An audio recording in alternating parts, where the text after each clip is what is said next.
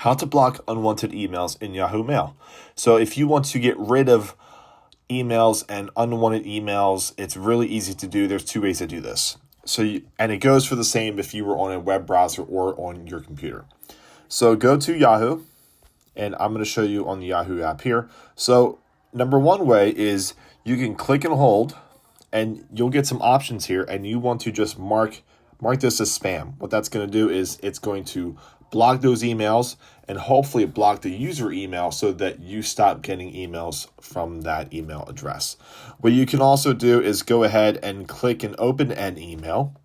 And then you want to focus on the bottom right-hand corner. As you see, this is just a random spam email. So you want to focus on the more, which is in the bottom right-hand corner. And you'll get some other options here. And you want to mark this as spam.